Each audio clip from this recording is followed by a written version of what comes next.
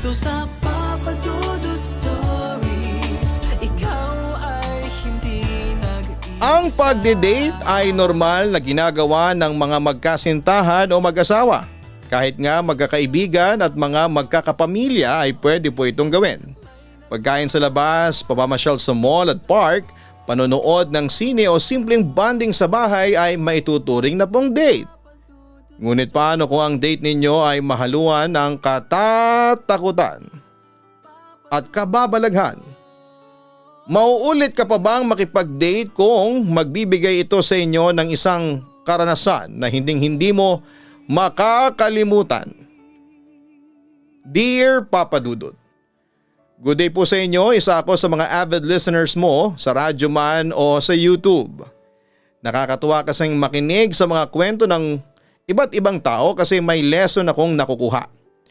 Nakikinig ako ng mga binabasa mong sulat kapag meron po akong ginagawa kasi hindi ko nararamdaman ang pagod ko kapag nakikinig ako sa iyo. Tawagin mo na lamang ako sa pangalan na Don. Ngayon ay meron na akong asawa pero wala pa kaming anak. Pero sana soon ay magkaroon na. Excited na kasi ako na may tumawag sa akin ng mama. Medyo nape-pressure na rin kasi ako kasi ilang taon na kaming kasal ng asawa ko pero hindi pa kami nakakabuo. Ang aking isi-share na story ay nangyari lahat before magkaroon ng pandemic kaya normal pa ang lahat. Nakakapag-work pa ako ng maayos at nakakapunta sa mga lugar na gusto ko ng walang restrictions. Thankfully ay bumalik na tayong lahat sa dati nating buhay ngayon. Lahat kasi tayo ay naapektuhan ng dumadaang pandemic. Nang magsimulang nangyari ang nakakatakot na experience na ito ay 3 years na kami ng boyfriend ko na si Warren. Classmate ko siya noong high school at inad niya ako sa Facebook. Nagkumustahan, nagbalitaan sa mga ganap sa life hanggang sa nag-meet kami. Niligawan ako ni Warren hanggang sa sagutin ko siya. Isa sa mga una kong pinagsabihan na kami na ni Warren ay ang best friend kong si Nina. To be honest ay hindi ako masyadong close sa family ko. Kaya kay Nina ko unang sinabi ang bagay na yon, Papa Dudut. Pero eventually ay pinaalam ko na rin sa family ko ang tungkol sa amin ni Warren at wala silang naging pagtutol sa relationship namin. Siguro dahil alam nila na hindi ako basta-basta pumapasok sa isang relasyon at nasa tamang edad na rin ako ng time na maging kami ni Warren. Wala pang jowa noon si Nina at matagal na pala kaming magkaibigan na dalawa. Since college ko pa siya naging best friend, Papa Dudut. Nag-click kasi kaming dalawa, kagad-agad at marami kaming something in common sa isa't isa. Kapag may problema ang isa sa amin, ay ang isa't isa ang nagiging takbuhan namin. Feeling ko nga ay magkapatid kami tapos magkaiba lamang kami ng mga magulang. Noong wala pa si Warren sa buhay ko ay kami ni Nina ang palaging magkasama. Kapag gusto kong lumabas o magpunta sa kung saan. Pero nagbago ang lahat nang maging kami na ni Warren. Nabawasan na ang time namin ni Nina together. Kung dati ay every weekend ay kami ang magkasama, naging once a month na lamang at kung minsan pa nga ay hindi na kami nakakapagkita sa loob ng isang buwan. Wala akong narinig na kung ano kay Nina at sabi niya ay naiintindihan niya kung bakit nabawasan na ang time ko sa kanya. Pero nakonsensya ako nang sabihin niyo ni Nina sa akin.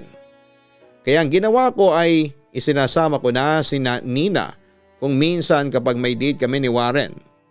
Walang problema yon kay Warren kasi gusto niya rin na maging malapit sa mga taong mahalaga sa buhay ko, Papa Dudut.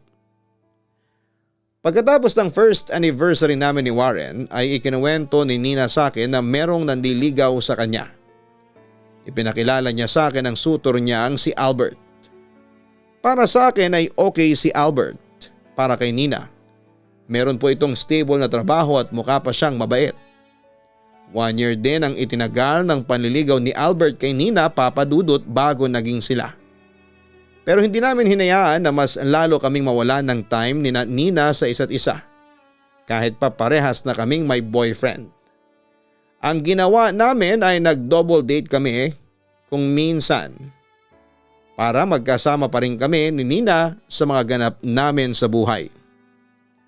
Wala namang problema yon kina Albert at Warren. Naging maganda pa nga ang resulta noon kasi naging magkaibigan kaming apat. Lalo na sina Warren at Albert at nagkataon na mahilig sa video games. Yon ang naging bonding nilang dalawa. Ang sarap lang sa pakiramdam na nakabuo kami ng friendship. Kapag may lakad kaming apat dati ay nagko-commute lamang kami.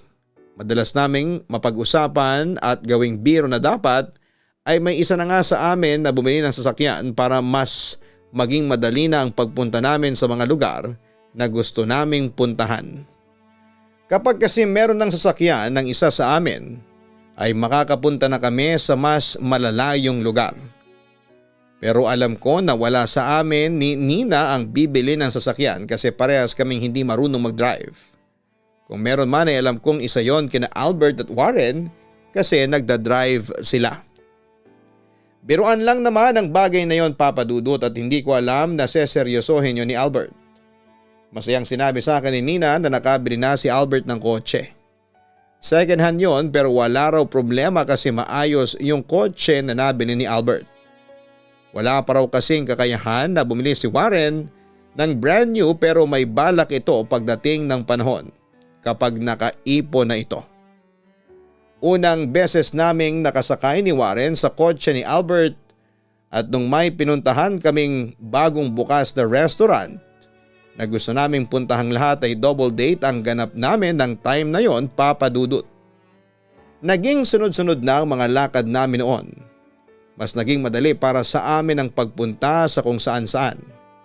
Komportable pa kami, syempre. Nagsishare kami ng panggas. Nakakahiya naman kung sakay lang kami ng sakay. Until nagkaroon kami ng pag-uusap ni Nina. Girl, parang ang sarap magbakasyon next week, no? Sayang ang long weekend eh, ang sabi ni Nina sa akin. Sa bagay, kesa naman nasa bahay lang tayo, nakaka-board yun, sang-ayon ko. Eh di sasama ka na, saka si Warren. Tanong ni Nina. Sige, sasama na kami pero kakausapin ko rin muna si Warren ha. May naisip ka bang puntahan? Tanong ko.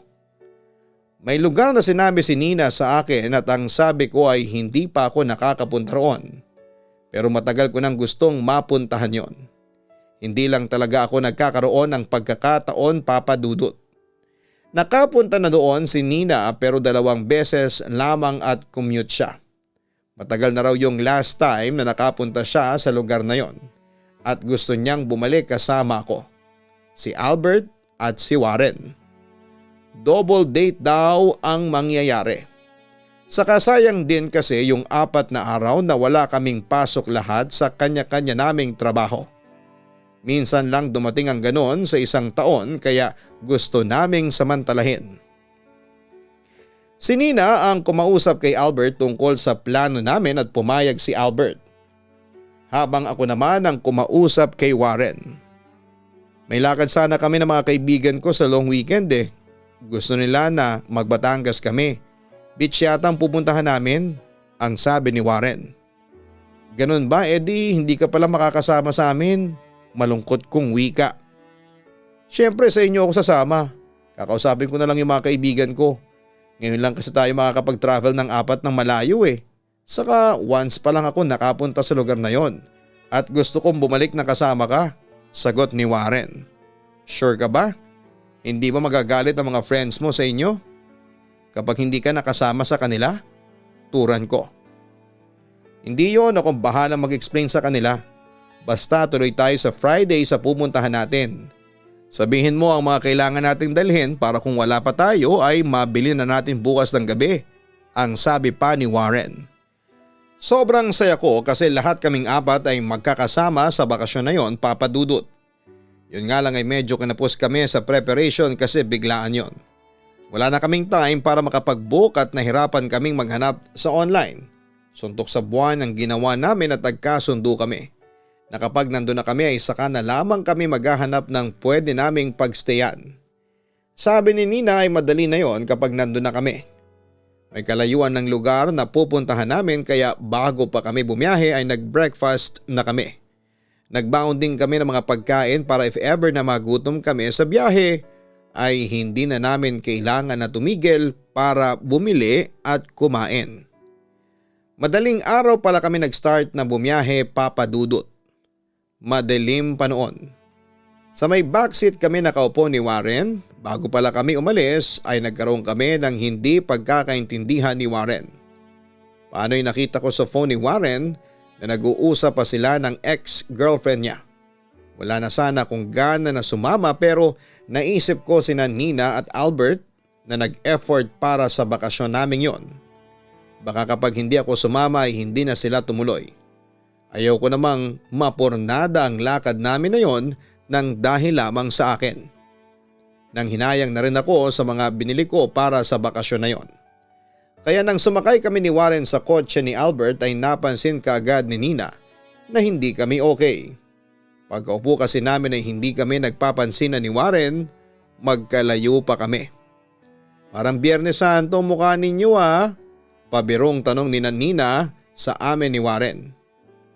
Hindi lang magandang gising namin, sagot ko. Sinabi ko kasi kay Warren na huwag na niya munang sabihin kina Nina at Albert na meron kaming problema kasi baka makaapekto yon sa pagbabakasyon namin. Sabi ko ay magkunwari muna kaming okay at saka na kami mag-usap sa problema namin pagkatapos ng bakasyon na yon.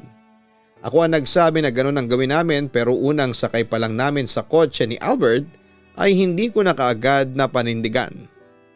Nang may nadaanan kaming fast food restaurant ay doon kami kumain. Nag-take out kami ng pagkain. Dahil sa wala pa akong tulog ng time na yon, na bumiyahe kami ay natulog muna ako. Sinabi sa akin ni Warren na sumandal ako sa balikat niya pero inilabas ko ang neck pillow ko. At ang sabi ko ay hindi ko na kailangan ng balikat niya para matulog ako. Sa pagtulog ko na yon ay nanaginip ako. Nandun kami sa sasakyan ni Albert pero kami lang ni Warren ang nakasakay. Ang weird pa kasi, ako ang nagmamaneho. Hindi ko alam kung nasaang lugar kami, Papa Dudut. Ang nakakatakot pa sa panaginip ko na yon ay nabangga kami ni Warren ng truck. Namatay daw ko sa aksidente na yon at si Warren lang ang nabuhay. Iyak daw ng iyak si Warren.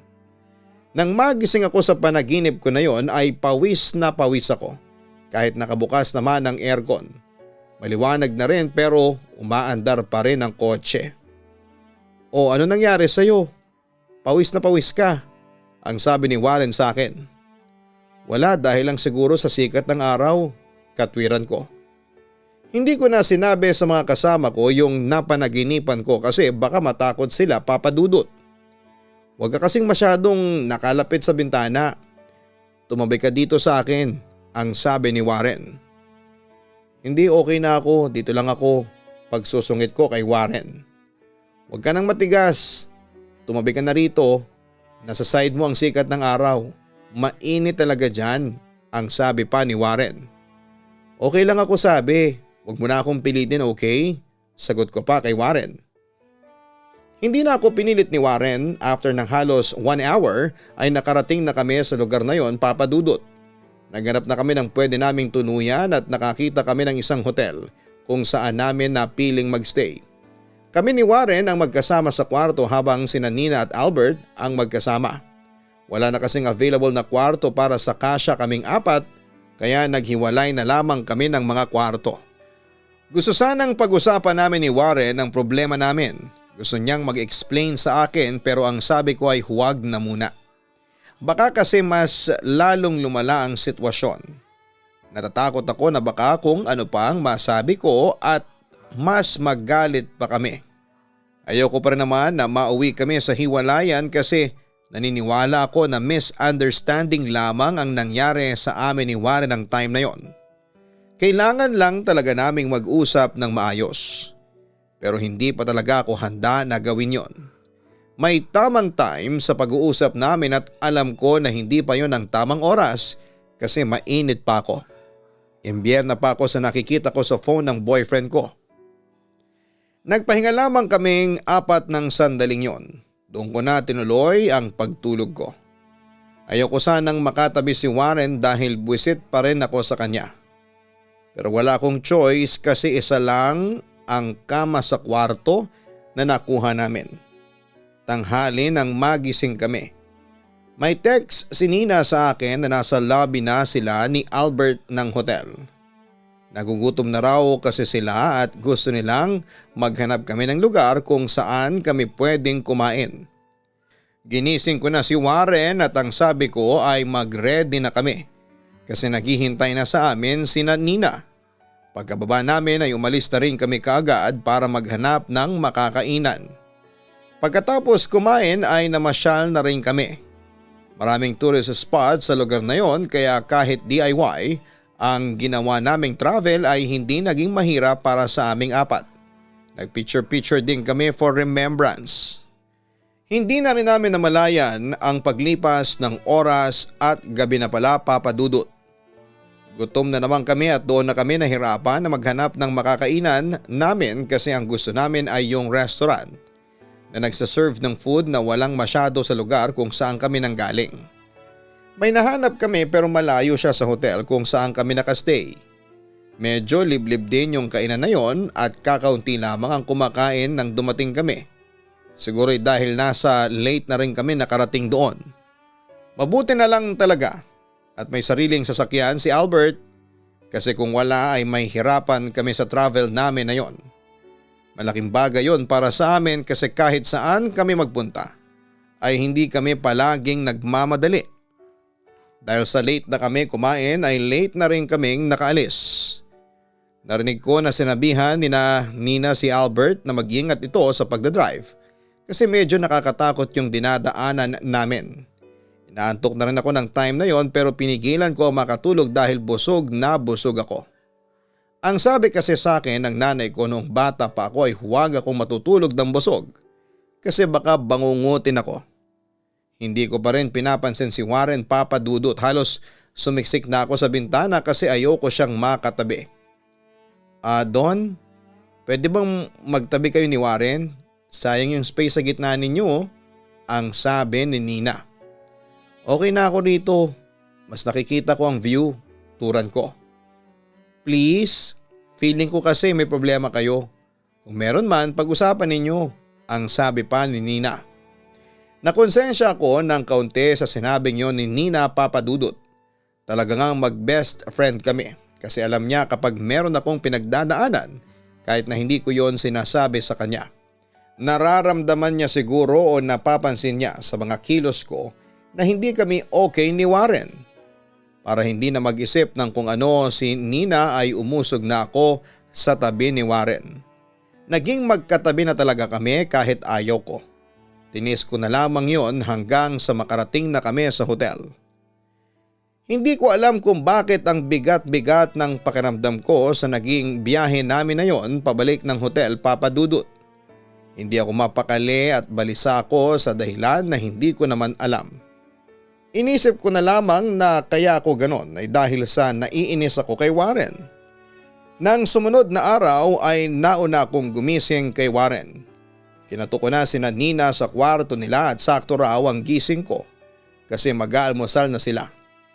Gusto sana nilang kasabay si Warren pero ang sabi ko ay kami na lamang muna kasi late talagang gumigising sa umaga si Warren. Nag-text na lamang ako kay Warren na nasa ibaba kami ng hotel at nagbe-breakfast. Meron kasing kainan doon na nagsiserve ng Filipino foods. Habang kumakain kaming tatlo ay napansin ko na panay ang tinginan ni Nina at Albert. Yung parang may gusto silang sabihin sa akin. Pero nagtuturoan silang dalawa kung sino ang magsasabi sa akin.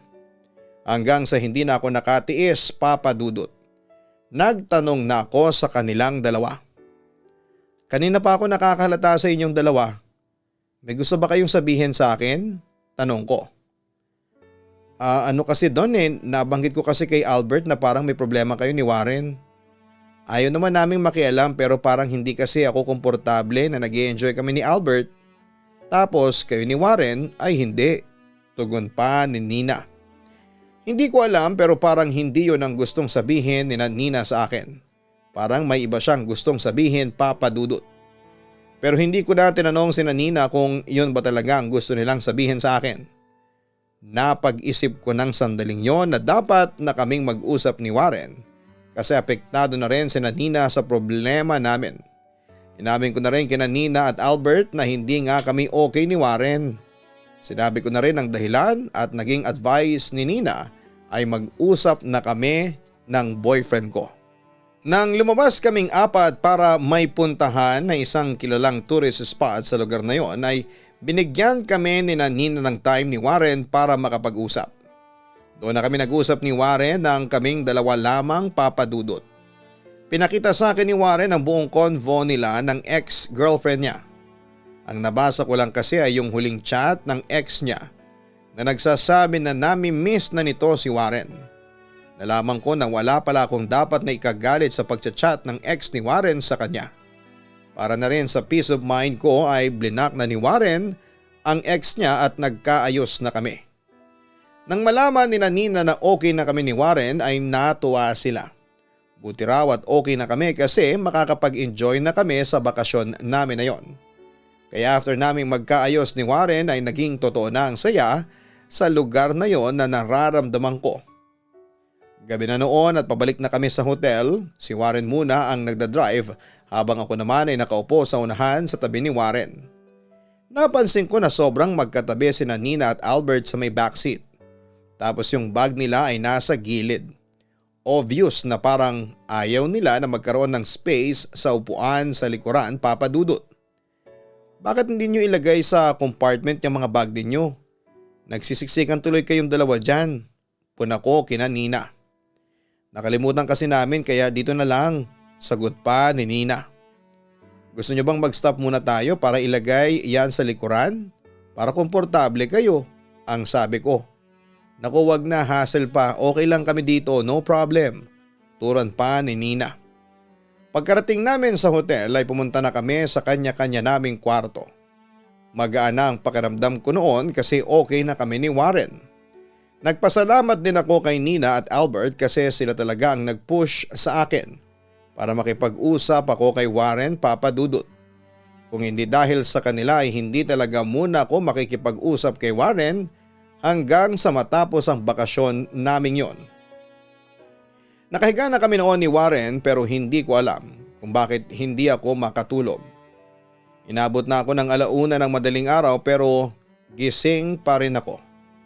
Ginising ko na si Warren at sinabi ko na gusto kong kumain kasi bigla akong nagutom at gusto ko rin na magkape sana. Pero ang sabi ni Warren ay sarado na ng ganong oras ang restaurant sa hotel. Tumahimik na lamang ako pero ang totoo ay nagtatampo ako. Hanggang sasabihin ni Warren sa akin na hihiramin namin kay Albert ang kotse nito tapos ay maghahanap kami ng open pang kainan ng ganong oras. Pumato kami sa kwarto ni Nina at si Albert ang nagbukas ng pinto sa amin. Pare, okay lang bang hiramin namin yung kotse mo? Ito kasing si Don biglang nagutom, gusto pang magkape. Maghahanap sana kami ng bukas pa sa ganitong oras sabi ni Warren kay Albert. Okay lang basta mag-iingat kayo Gusto ko sanang sumama sa inyo pero masama kasi ang pakiramdam ni Nina. Turan pa ni Albert. Bakit? Anong nangyari sa kanya? Ang nag-aalala kong tanong. Pagdating natin dito sa hotel sakalang sinabi sa akin na masama ang pakiramdam niya. Nilalagnat siya Tugon ni Albert. Bakit hindi siya nagsabi kanina? Nakainom ba siya ng gamot? Tanong ko. Oo, butit meron akong baon palagi na gamot kaya nakainom na siya. Sandali lang pala kukunin ko lang yung susi, ang sabi pa ni Albert. Pagkatapos na ibigay ni Albert ang susi ng kotse niya kay Warren ay umalis na kami. Wala na kaming nakitang bukas na kainan na malapit sa hotel kaya medyo napalayo na kami. Habang sakay ako ng kotse nag-iba na naman ang pakiramdam ko. Naging mabigat. Hindi rin ako mapakali kasi may pakiramdam ako na hindi lang kami ni Warren ang sakay ng kotse. May naririnig kasi akong kakaibang tunog sa backseat kaya napapalingon ako palagi. Ano bang tinitingnan mo sa likod? Kanina ka pang tingin ng tingin dyan, puna ni Warren sa akin. Para kasing may napapakinggan akong kung ano. Wala ka bang naririnig? Tanong ko. Ano kung ano, wala naman akong naririnig dyan sa backseat. Alam mo, gutom ka na nga. Kung ano-ano mga napapakinggan mo eh, ang sabi pa ni Warren. May naririnig talaga ako, giit ko. Nawala ng atensyon ko roon nang may nakita na kaming bukas na coffee shop ni Warren. Tinanong niya kung okay na ako doon at ang sabi ko ay okay na. Kumain lang kami ng cake doon at nagkape na rin. Nagkwentuhan na rin kami ng kung ano-ano at inabot kami doon ng halos 2 oras. Ako nang nagaya na bumalik sa hotel kasi baka kapag tumagal pa kami roon ay hindi na kami makatulog pa ni Warren. Habang pabalik na kami sa hotel ay isang hindi may paliwanag ang nangyari sa kotse na yon ni Albert Papadudut. Habang nagbabiyahe kami narinig ko na naman ang kakaibang tunog. Hanggang sa naging malinaw na yon at may narinig talaga akong ungol ng isang babae na parabang nahihirapan o nasasaktan siya. Ano yun? Sino yun? Natatakot at natataranta kong tanong. Ano? Nagtatakang tanong ni Warren. Itigil mo nga muna, utos ko kay Warren na sinunod naman niya. Inihinto na niya yon sa tabi ng kalsada at wala nang dumadaan na sasakyan sa kalsadang yon sa oras na yon, Papadudut. Buwaba ako kahit pinigilan ako ni Warren. Chinek ko ang backseat at compartment sa likod pero wala naman akong nakitang kakaiba. Ano ba nangyayari? Naguluhang tanong ni Warren nang bumalik na ako sa loob ng kotse. Wala ka bang narinig kanina habang nagdadrive ka? May babaeng umuungol sa may backseat eh, sagot ko. Wala akong narinig. Teka, gutom ka pa ba? Kung gutom ka pa, pwede pa tayong maghanap ng makakainan, pabirong sabi ni Warren. Hindi ako nakikipagbiruan, Warren. May narinig talaga akong boses ng babae, sabi ko. Ano ba kasing gusto mong sabihin doon? May multo tayong kasama sa kotse tapos multo ng isang babae yon? Tanong ni Warren habang natatawa. Ewan ko sa iyo, Warren. Hindi mo sineseryoso ang mga sinasabi ko. Nakakainis ka naman eh. Ang naiinis kong wika. Nag-drive na ulit si Warren pabalik ng hotel at nag-play na lamang ako ng music sa kotse para kahit papaano'y mabawasan ang takot ko ng sandaling yon. O kaya ay para hindi na ako makarinig ng kung ano-ano. Natatakot ako sa bagay na hindi ko alam kung ano o Papadudut. Basta yon ang nararamdaman ko ng time na yon. Naalala ko ang sinabi ni Warren na kung ang gusto ko raw bang sabihin ay baka may multo kaming kasama sa sasakyan. Naisip ko na paano kung ganun nga, paano kung meron ngang kaluluwa sa kotse ni Albert. Hanggang sa makabalik kami ng hotel ay iniisip ko pa rin yon. Pero nagpasalamat ako sa Diyos kasi safe kaming nakabalik ni Warren. Hindi na ako pinatulog ng pag-iisip ko habang naghihilik si Warren ay mulat na mulat ang mga mata ko. Wala akong ideya kung na-experience rin ba yon ni Nina at Albert dahil silang madalas na nakasakay sa kotseng yon. Late na kaming nagising ni Warren at halos lunchtime na nang magising ako. Naligo na rin muna ako at saka ko ginising si Warren. Tinawagan ko si Nina at nalaman ko na nakahiga pa rin siya. Nagpadala na lamang sila ng almusal sa kwarto nila dahil masama pa rin ang pakiramdam niya. Dahil sa nagugutom na ako ay inaya ko munang kumain sa ibaba si Warren. Sinabi ko sa kanyang lagay ni Nina at aniya ay baka raw masyadong napagod si Nina sa mga pinuntahan namin. Gusto ko sanang pag-usapan namin ni Warren yung nangyari sa akin sa sasakyan ni Albert pero hindi ko na inopen ang topic na yon dahil sa baka hindi ako paniwalaan ni Warren at mainis lamang ako sa kanya. Pero malakas ang kutob ko na may kung anong kababalaghan ng bumabalod sa sasakyan ni Albert lalo na at second hand yon. Siguro hindi rin alam ni Albert ang history ng kotse na nabili niya. Pagkatapos namin kumain ay pinuntahan na namin si Nina sa kwarto nila. Naawa ko sa kaibigan ko kasi nakahiga lamang siya at halata sa mukha niya na nanghihina siya, Papadudut. Humingi pa siya ng sorry sa amin kasi nasira daw niya ang bakasyon namin dahil sa biglaang pagkakasakit niya. Sabi ko ay wala siyang dapat na ihingi ng sorry kasi hindi naman niya ginusto ang magkaganon siya. Nagsuggest ako na baka pwedeng bumili sina Albert at Warren ng mas okay na gamot para kay Nina sa kaprutas na rin.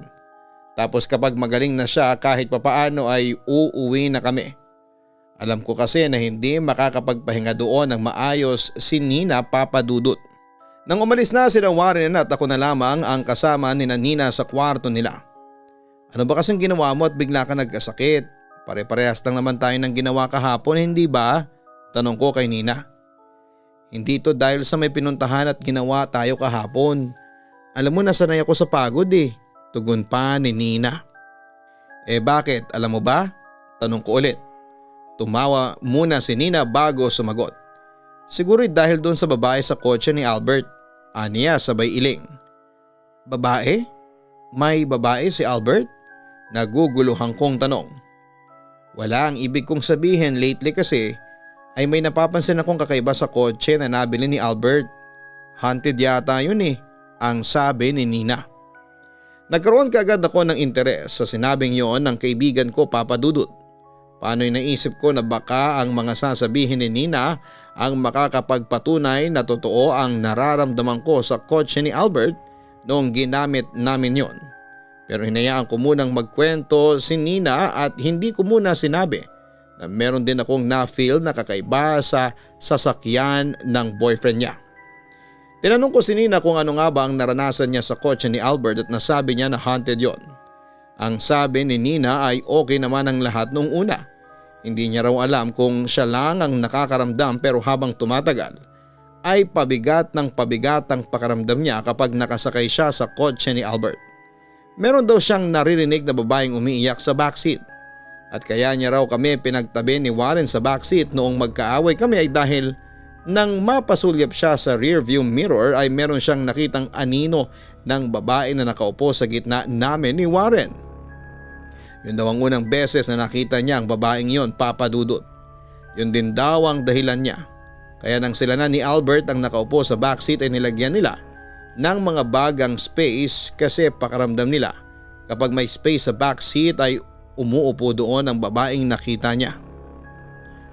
Habang ikinikwento ni Nina lahat ng yon ay kinilabutan ako ng sobra akong natakot. Sinabi ko kay Albert ang nararamdaman ko sa kotse niya kapag nakasakay ako roon at kahit pala siya ay ganun din ang nararamdaman. Kapag daw mag-isa siyang nagdadrive ay parang palagi siyang may pasahero sa likuran. Hindi muna namin sinabi sa inyo kasi baka matakot kayo ni Warren at feeling ko rin ang babaeng yun ang dahilan kung bakit masama ang pakiramdam ko ngayon. Ang lakas kasi ng negative energy niya to the point na naapektuhan na ako. Mahabang paliwanag pa ni Nina. Ano ba raw kasing history ng sasakyan na nabili ni Albert? Hindi ba second hand yun? Tanong ko. Sabi nung pinagbilhan ni Albert wala naman daw namatay sa kotse na yun. Dalawa lang yan eh. Ayaw sabihin ng may-ari ang totoo o baka may pinuntahan si Albert o tayo na may kaluluwa na sumama. Sagot pa ni Nina. Sa pagkakataon na yun ay sinabi ko na kay Nina yung nangyari sa akin nung lumabas kami ni Warren para maghanap ng makakainan gamit ang kotse ni Albert, Papa Dudut. Kaya sabi ko ay naniniwala ako sa kanya na may something talaga sa kotse na yon. Nagtataka nga raw sina Nina kasi pinabless naman yon ni Albert. Kaya balak na raw ni Albert na ibenta yon, Papa Dudut. Mahirap daw palang bumili ng second hand kasi pwedeng may freebies na multo. Kaya lamang ay hindi pa pwedeng i-dispatch agad-agad ni Albert ang kotse nito dahil wala pang pamalit. Saka na raw nito yon gagawin kapag may kakayahan na itong bumili o mag-down para sa brand new na sasakyan. Magtitiis na lang daw sila sa mga pagpaparamdam ng babae doon. Pero maasa pa rin sila na bigla na lamang mawawala ang kaluluwang yon kung totoo man na meron daw na kaluluwa doon, Papa Dudut. Nang malaman ko ang lahat ng yon ay mas lalo akong nagpasalamat na ligtas kaming nakabalik sa hotel noong lumabas kami ni Warren. Pwede kasing may mangyari sa amin na hindi maganda dahil sa kaluluwa na meron sa kotse. Buong maghapon kami nagstay sa hotel at ayaw naman naming mamasyal habang walang kasama si Nina sa kwarto. Doon na lamang kami kumain at nagkwentuhan. Ipinaalam na rin namin kay Warren ang kababalaghan na bumabalot sa sasakyan ni Albert. Ang sabi ko pa sa kanya ay totoo talaga yung mga sinabi ko sa kanya noong madaling araw na meron akong babaeng narinig na umuungol na parang nahihirapan kaya pinahinto ko ito para i-check ang sasakyan. Nakita ko naman na naniwala na si Warren sa mga sinabi ko sa kanya dahil na rin sa tulong ni Nina at Albert. Nang sumunod na araw ay umalis na kami sa lugar na yon dahil umayos na ang pakiramdam ni Nina. Hindi na kami nang hinayang sa natitirang araw ng bakasyon namin dahil ang naging priority namin ay ang kalagayan ni Nina. Umaga na kami bumiyahe noon para hindi kami masyadong takot. Siyempre aware na kaming apat sa kung anong meron sa sasakyan na yon. Kaya alam kong hindi lang ako ang takot kundi pati na rin ang mga kasama ko. Buong biyahe namin ay nagpatugtog kami ng Christian song Papa Dudut pero hindi pa rin noon naalis ang bigat sa nararamdaman ko. Sa awa ng Diyos ay safe kaming nakauwi na lahat. Nang magkita-kita ulit kaming apat para sa isang double date, dala na naman ni Albert ang sasakyan niya. After kong malaman na posibleng may multo sa sasakyan niya ay nagkaroon na ako ng pag-aalinlangan na sumakay doon. Nagpaparamdam pa rin ba yung babae sa kotse? Tanong ko kina Nina habang kumakain na kami sa isang restaurant. Sa akin hindi na pero itong si Albert sabi niya nararamdaman pa rin niya. Para raw kasing may sakay siya palagi sa backseat kapag mag-isa siya. Tugon pa ni Nina. Saka hindi lang sa akin siya nagpaparamdam. Nakita rin ni Mama yung babae nung papasok na sana siya sa kotse ko. May nakita siyang babae sa likod pero parang anino lang daw ang nakita niya kasi sobrang itim. Napasigaw pa nga si Mama. Hindi ko dalang sinabi na meron talagang multo sa kotse ko kasi matatakot na yung sumakay doon. Ang sabi ko baka namamalik mata lamang siya. Pagkukwento pa ni Albert. Isang taon pa ang lumipas bago tuluyang nakabili si Albert ng isang brand new na sasakyan. Hindi na niya yon pinagbenta sa ibang tao Papa Dudut. Ang ginawa niya ay pinachop-chop na lamang niya at pinagbenta ang mga parts na pwede pang ipagbenta. Hindi raw kasi kaya ng konsensya niya na ibenta ang sasakyan na may multo tapos yung susunod na magmamay-ari naman ang makakaranas ng naranasan naming kababalaghan doon. Ayaw daw niyang gawin ang ginawa ng nagbenta sa kanya ng sasakyan na yon sa ibang tao kung aware man ito na may nakakabit na kababalaghan sa sasakyan na nabili niya dati. Inamin sa akin ni Nina na kung minsan ay napapanaginipan niya yung babae na nasa kotse. Ang madalas daw na eksena sa panaginip niya ay siya ang nagdadrive ng kotse. Tapos nasa backseat yung babae. Sabi pa niya ay mukhang bata pa raw yung babae. Dalagita pa, panay daw ang iyak ng babae habang nagmamaneho siya. Pinapatigil siya sa pagdadrive pero hindi raw niya hinihinto yung sasakyan sa panaginip niya. Ang hinala namin ni Nina ay baka may gustong sabihin sa amin ang kaluluwa na yon. Baka kailangan niya ng tulong pero hanggang sa ngayon ay hindi na namin nalaman pa. Hindi na rin kasi kami nagkaroon ng chance na alamin pa Papa Dudut.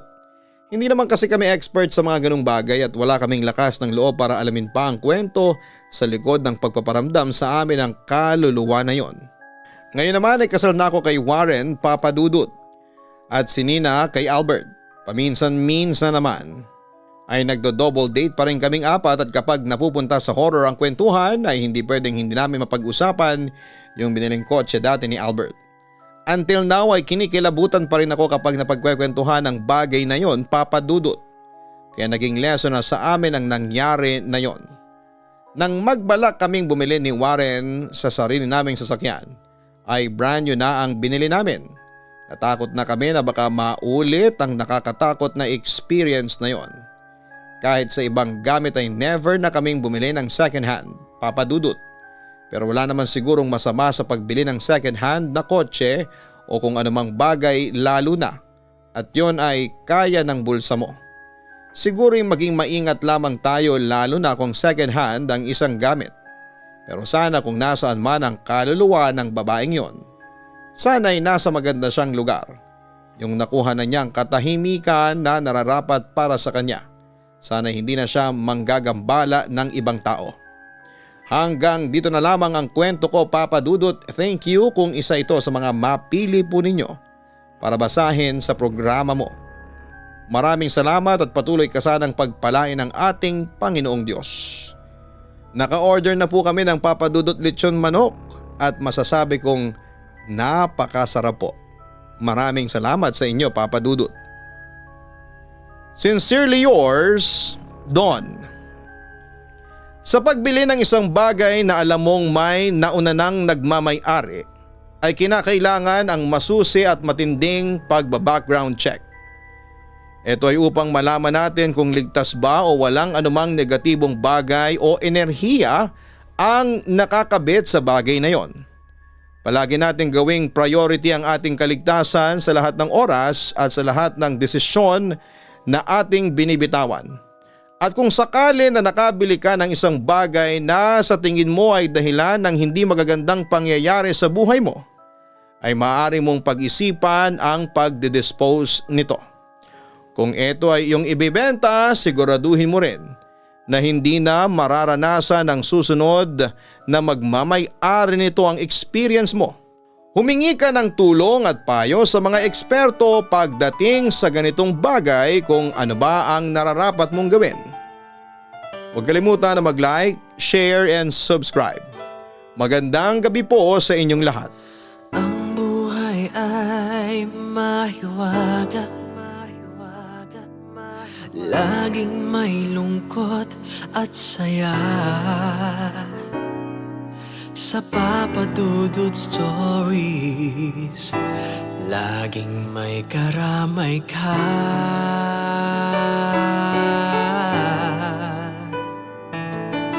Mga problemang kay bigat,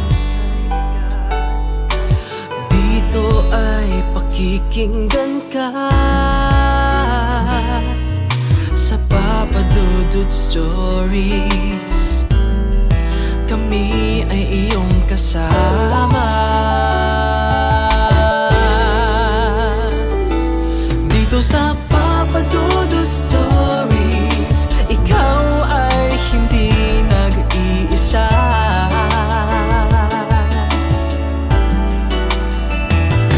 Dito sa Papa Dudut Stories, may nagmamahal sa'yo.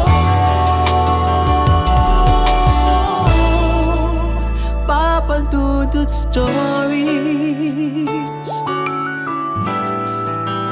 Papa Dudut Stories.